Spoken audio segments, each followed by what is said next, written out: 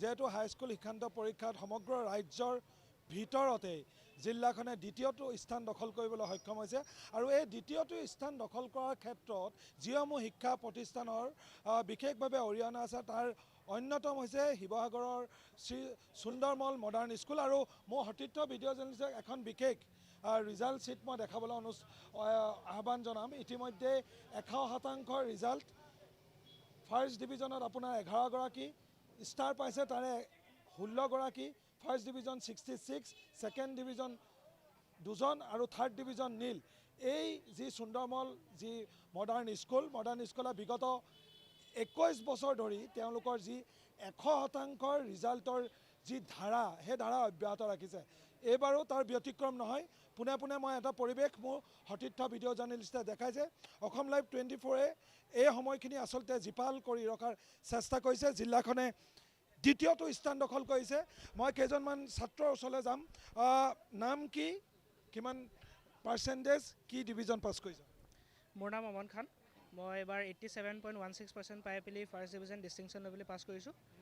আৰু আমাৰ এতিয়া সকলো ছাত্ৰ ছাত্ৰীয়ে যথেষ্টখিনি কষ্ট কৰিছিলে আৰু এনেকুৱা ধৰণৰ এটা সুন্দৰ ৰিজাল্ট পাই পেলাই আমি খুবেই সুখী। আৰু আমাৰ শিক্ষক শিক্ষয়িত্ৰীসকলকো আমি আমাৰ সকলো ছাত্ৰ ছাত্ৰীৰ ফালৰ পৰা ধন্যবাদ জ্ঞাপন কৰিবলৈ বিচাৰিছোঁ আৰু এটা সুন্দৰ প্ৰতিফলন পাই পেলি সকলোৱে সুখী আজি। কি পঢ়িবা বা কোনটো ষ্ট্ৰীমত পঢ়িবলৈ তুমি এতিয়া চেষ্টা কৰি? মই এতিয়া ছায়েন্স ষ্ট্ৰীমত পঢ়িম বুলি ভাবিছোঁ। মোৰ পাছলৈ গৈ পেলি এজন ইঞ্জিনিয়াৰ হোৱাৰ ইচ্ছা। তোমাক শুভেচ্ছা জনালোঁ। ভাইটিৰ নাম কি? মোৰ নামটো ধীমান গগৈ আৰু মোৰ পাৰ্চেণ্টেজটো হৈছে 88.33% আৰু মই ফাৰ্ষ্ট ডিভিজন লৈ ইয়াৰ পৰা পাছ কৰিছোঁ। কোনটো শাখাত পঢ়িবা এতিয়া, ষ্ট্ৰীমত পঢ়িবা? মই এটা ছায়েন্স ষ্ট্ৰীম লৈ পঢ়িম বুলি আশা ৰাখিছোঁ। ভৱিষ্যতে কি হোৱাৰ মন আছে? ভৱিষ্যতে এজন সফল বৈজ্ঞানিক হোৱাৰ মোৰ আশা আছে। বৈজ্ঞানিক হোৱাৰ মন আছে ডেফিনেটলি। কি নাম কি? মোৰ নাম ঋষিকেশ পল। মই ফাৰ্ষ্ট ডিভিজন 5টা লেটাৰ লৈ পাছ কৰিছোঁ। মই কমাৰ্চ ষ্ট্ৰীম লৈ পঢ়িম। মই বেংকাৰ হোৱা মোৰ ইচ্ছা আছে। বেংকাৰ হোৱাৰ মন আছে, বৰ সুন্দৰ পৰিকল্পনা। কি ভাইটি তোমাৰ নাম? মোৰ নাম তানভীৰ মুৰ্তজা আহমেদ। মই পাৰ্চেণ্টেজ 81.3 লৈ পেলাই পাছ কৰিছোঁ। কি হ'ব ভৱিষ্যতলৈ, কি হোৱাৰ মন আছে? Merchant navy officer. Merchant navy হোৱাৰ মন আছে, বঢ়িয়া। কোৱা। মোৰ নাম তহিদ আহমেদ। মই 3খনত লেটাৰ ল'লোঁ, 77%। কমাৰ্চ ল'ম বুলি ভাবিছোঁ। কমাৰ্চ ল'ম বুলি ভাবিছোঁ। মই প্ৰথম শিক্ষয়িত্ৰী এগৰাকীক লগ পাইছোঁ।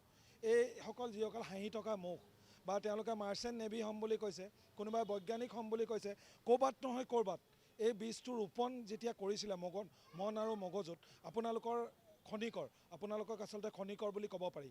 কি ক'ব এই বিষয়টোত? এইসকলৰ যিটো ছাকচেছ দেখি আপুনি কি ক'ব এগৰাকী শিক্ষাগুৰু হয়? বহুত ভাল লাগিছে। ডেফিনেটলি চবৰ কণ্ট্ৰিবিউশ্যন আছে ইয়াত। পেৰেণ্টছ, ষ্টুডেণ্টছ, টিচাৰ্ছ চবৰ কণ্ট্ৰিবিউশ্যন মিলিহে এইটো ছাকচেছ আমি পাইছোঁ আৰু ডেফিনেটলি ফিউচাৰতো তেনেকুৱা ৰিজাল্ট আমি আশা কৰি আছোঁ।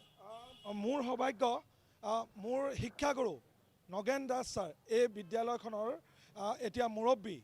মোৰ বাবে সৌভাগ্য। মই পুনৰবাৰ কৈছোঁ, আজি মই সাংবাদিক হৈ আছোঁ বা মই সন্মুখত কিবা কৈ আছোঁ, তাত এই ব্যক্তিজনৰ বিশেষ অৰিহণা আছে আৰু সেই অৰিহণাটো এতিয়া এইসকল ছাত্ৰ ছাত্ৰীসকলেও পাইছে। ছাৰ কি ক'ব? প্ৰথমে আপোনাক শুভেচ্ছা জনালোঁ। ধন্যবাদ। কি ক'ব? ভাল লাগিছে আজি 21টা বছৰ যে আমাৰ কণ্টিনিউ 100% ৰিজাল্ট হৈ আছে, এইটো কাৰণে খুব ভাল লাগিছে। এইটো যে শিক্ষাৰ্থীগৰাকীয়ে ক'লে 21টা বছৰ আপুনি চৰকাৰী বিদ্যালয় শিক্ষকতা কৰিছিল, তাৰপিছত এইখনলৈ আহিলে, ক'ৰবাত নহয় ক'ৰবাত আপোনাৰ এটা নিচা আছে ল'ৰা ছোৱালীক শুদ্ধ পথলৈ লৈ যাবলৈ। খনিকৰ হিচাপে আপুনি কি ক'ব গোটেই স্কুলখনৰ যিটো? তাৰমানে আমাৰ যদি এখন প্ৰাইভেট স্কুল, কিন্তু শিক্ষকসকলে যথেষ্ট পৰিশ্ৰম কৰে। প্ৰাইভেট স্কুল বুলি তেওঁলোকে কি পায় সেইটোৰ ওপৰত গুৰুত্ব নিদিয়ে, খালি দিবলৈ বিচাৰে ল'ৰা ছোৱালীক। সেইটোহে আচল কথা। সেইটোৱে মূল। যিটো আপুনি দিছিলে। কি ক'ব? চমুকৈ লাগে, এটা সুনাম আছে বিভিন্ন। শিৱসাগৰ মাৰোৱাৰী পঞ্চায়ত জনজাতব্য সমিতিয়ে 1933 চনত এই বিদ্যালয়খন প্ৰতিষ্ঠা কৰিছিলে। সমাজৰ সকলো শ্ৰেণীৰ মানুহে তেওঁলোকৰ ল'ৰা ছোৱালীক শিক্ষা পোহৰ বিলাবৰ কাৰণে এই প্ৰতিষ্ঠা কৰিছিলে। প্ৰথমে অসমীয়া মাধ্যমৰ বিদ্যালয় আছিলে, তাৰপিছত হিন্দী মাধ্যমত আহিলে। 1996 চনত আমি এইখন ইংৰাজী মাধ্যমত সময় সাপেক্ষে আমি এইটো পৰিৱৰ্তন কৰিলোঁ আৰু বিগত 21 বছৰ যিধৰণে কৈছে 21 বছৰে আমাৰ 100% ফলাফল আমাৰ বিদ্যালয়খনে দি আছে। আমাৰ ইতিমধ্যে আপুনি কোৱাৰ দৰে আমাৰ বিদ্যালয়ৰ নেতৃত্ব বহন কৰিছে শিৱসাগৰ দুখন প্ৰতিষ্ঠিত চৰকাৰী বিদ্যালয়ৰ অৱসৰী প্ৰধান শিক্ষক দুজন নগেন দাস ছাৰ আৰু দিলীপ বৰা ছাৰে আৰু আমাৰ স্কুলৰ আৰু এটা কথা আছে যে আমাৰ স্কুলখন ব্যক্তিগত স্কুল হোৱাৰ পিছতো শিৱসাগৰৰ নগৰত একমাত্ৰ এনেকুৱা স্কুল আছে যিখিনি ব্যক্তিগত স্কুলৰ মানে মতে তেওঁলোকৰ মানে যিখিনি মানে ফিজ ষ্ট্ৰাকচাৰ আছে সেইখিনি নহয়। আমি খুব মানে অইন স্কুল প্ৰাইভেট স্কুল মূলভূত কথাটো হ'ল শিক্ষাটোৱে মূল বুলি আপোনালোকে ধৰি লৈছে মানৱ সম্পদ সৃষ্টি কৰিবলৈ।